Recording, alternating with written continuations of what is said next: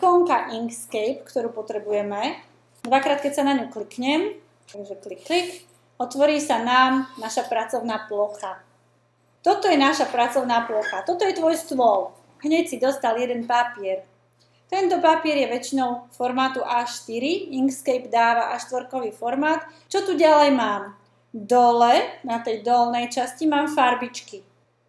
Ďalej, čo tu máme, je lišta naľavo. Toto je tvoj peračník. Tu máš svoje nástroje. Podľa toho, na aký nástroj si kliknem, sa mi zmení táto vrchná časť. Teda tá spodná tretia časť vrchnej lišty. Takže keď si kliknem napríklad na zväčšovák, mám tu zväčšováky plusko, minusko, 1 k 1, 1 k 2, 2 k 1. A ďalej čo tu máme? Ešte stále vrchná lišta. Jednak úplne vrchná lišta, píše New Document 1 Inkscape, pretože nie je pomenovaný. Ďalej tu píše File, Edit, View, Layer, Object, Path a tak ďalej. Proste tam sú skryté rôzne možnosti a príkazy, čo môžeš všetko urobiť s tým dokumentom. Takže tak je zväčšovanie napríklad v rámci View. Máme tu Zoom a máme to isté Zoom, čo sme si vedeli vybrať, ak si klikneme na zväčšovák. Áno? Takisto budete môcť nájsť tu rôzne možnosti, ako je objekt, výplň a ťah, fill and stroke, alebo zgrupnúť objekt, alebo cesty, alebo texty, alebo filtre a tak ďalej. Takže to, čo nenájdeš tu v peračníku, alebo nenájdeš na tej hornej spodnej lište, možno, že nájdeš skryté pod tými názvami. Ďalej, tu máme aj v ikonkách to isté. Stále, keď nevieš, čo to je, keď sa priblížiš k tomu, on ti napíše po anglicky, na čo to slúži. Create new document. Čo je napísané potom vzadu, je to CTRL plus N. CTRL plus N je skratka. To znamená, aby ste pracovali rýchlo, niektoré veci začnete používať automaticky v skratkách. Ďalej tu máme Open an existing document, Ctrl O. Ak otvorím Ctrl O, viem si vybrať, to znamená, aby som na to teraz klikla, dá mi možnosť, že čo chcem, odkiaľ chcem vybrať. Z desktopu chcem niečo otvoriť, kliknem, konferencia napríklad a v rámci tej konferencie tu možno mám nejaké obrázky, banery, JPEGy a tak ďalej. Takže ak si to zvolím, tak mi to otvorí, alebo ešte sa ma spýta na pár vecí, či to chcem otvoriť, k tomu sa tiež dopracujeme. A otvorí mi ten daný obrázok, ktorý ja som vytvorila, áno. Takže toto je to Open. Ďalej tu máme, čo asi bude, také by ste už nezažili. To boli také floppy disky, hej, a tá malá ikonka zostala, lebo na to si ľudia ukladali veci. To je to Save. Takže keď tu si kliknem, alebo si dám CTRL S, potom môžem možno niečo vytlačiť, Ctrl P, print, áno. Môžem importovať nejaký obrázok, to sa ešte naučíme, alebo exportovať. Import znamená priniesť dnu, export znamená vysunúť von, posunúť preč. Dobre, takže čo ďalej môžeme robiť? Môžeme si kresliť určité nejaké tvary. Budem ťahať, budem vytvárať alebo dĺžničky, alebo štvorčeky. Dal by sa ten štvorec aj presne určovať, že bude úplne presne mať číslo? Hore sa pozri, change. On nám ich udáva zatiaľ v bodoch, v pixeloch, ak sa nemýlim. Takže máme to asi tak nastavené.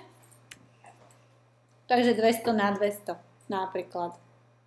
Ak je ten štvorček ešte označený a chceš zmeniť farbu, je to veľmi jednoduché, lebo on kliknutím na danú farbu vieš meniť farbu toho daného štvorčeka. No dobre, ale dajme tomu, chceme s tým štvorčekom ďalej pracovať. Nakoľko ten štvorček už máme nakreslený, zoberieme si nástroj šipka, čierna šipka. Tento nástroj sa správne volá výber.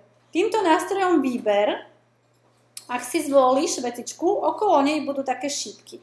Ak sa do tej šípky klikneš, vieš tú danú vec naťahovať, meniť, formátovať. Ale keď si kliknem ešte raz na ten daný objekt, jemnučko si na ňo kliknem, tá šípka sa zmenila, otáčam ju ale na základe čoho? Pozrite, na základe čoho som ju otáčala? Okolo čoho sa to otáča? Vidíte tu tá je os, áno. Máme nejaký stredný bod. Ak ja tento stredný bod položím inde, chytím a odnesiem ho, je možné, aby som to otáčala už len okolo tohto bodu. Niektorí ste si to zdeformovali a skosili. OK, aj to môžeš urobiť, hej, takže to skosenie už ste na to prišli, že ak teda na to, ak mám to vybraté, ja už mám tie oble, tak ak to budem posúvať takýmto smerom, tak to viem skosiť, áno?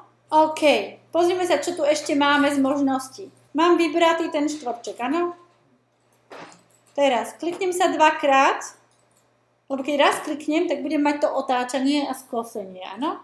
Keď sa kliknem dvakrát, tak urobia sa mi tu také malé štvorčeky a taký krúžok. Ak tým krúžkom ja pohnem, vidím, čo sa stane? Zaoblia sa mi tie rohy. Ide to každému? Tak sa pozrieme, čo tu hore máme v rámci týchto možností, keď sme mali výber. Hlavne nás zaujímajú tieto také trojuholničky zvláštne. Prvý bude robiť čo? Bude nám to otáčať ako? O koľko? Áno, o 90 stupňov, áno, správne. Druhý? Doprava, áno. Čo bude robiť tento nástroj? Áno, Hanna nám ho otočí, teraz to v podstate nevidíme, lebo máme štvorček. A tento? Zvisle nám ho otáča, hej. Ďalšia vecička ešte, ktorú môžeme urobiť. Tu je to ukladanie, k tomu sa hneď dopracujeme. A tu ešte máme 3 také papieriky a na tom jednom papieri je nič. Na tom druhom papieriku je taká malá zámka, na tom treťom papieriku je zámka otvorená. Ak máš ten objekt vybraný a klikneš sa na to, síce neuvidíš nič, ale keď to posunieš, tak máš tie objekty zduplikované. Čo znamená toto ďalšie? Takže kliknem si na to, pravdepodobne zase to budem duplikovať, super, ok, mám ich dvakrát. A teraz ide hra. Ak si duplikuješ ten obrázok pomocou tohto gombika, kde je aj tá zámka, ak ty meníš tvar alebo, ja neviem, farbu tej danej veci, alebo ju otáčaš, automaticky sa bude otáčať aj tá klonovaná, toto sa volá klonované, takže nielen duplikované, ale klonovaný tvar. Ak predsa len ten klon chceš prerušiť, aby sa to už neklonovalo ďalej, stačí ti kliknúť na tú ikonku, kde je tá zámka otvorená. Klik. Takže dúfajme, že sme to už odznačili, už áno. Takže ale musíš si samozrejme logicky vybrať ten klon, hej. Samozrejme takisto bude fungovať aj kruh. Máme tu nástroj kruhový. Takisto budú fungovať aj hviezdičky, hej, alebo iné tvary. Ak si vyberieme hviezdičku alebo iný tvar, vieme si to meniť alebo voliť hore na tej lište. Vidíme to tu?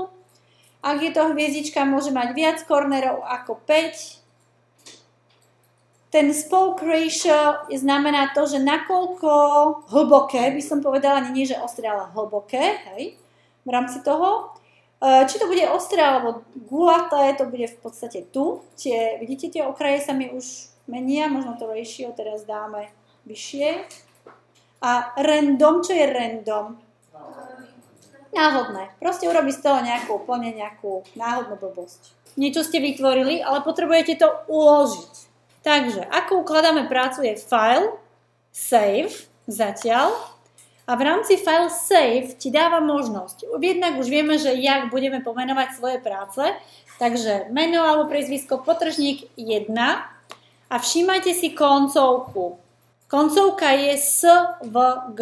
Ak by vám ale nejaký pedagóg povedal, že ale prosím ťa, ulož to v takom a v takom súbore. Neprepisuješ to tu hore, ale napravo, dole, tu vidíte Inkscape SVG. To je jeho klasický ukladací súbor. Ak to otvorím, tu dole vidím ďalšie možnosti. SVG, PDF, alebo mi to doneste ako PNG, alebo mi to doneste ako EBSCO. Tu nájdete rôzne typy súborov vpravo dole. My to zatiaľ tu ukladáme ako SVF. Kde to ukladáme?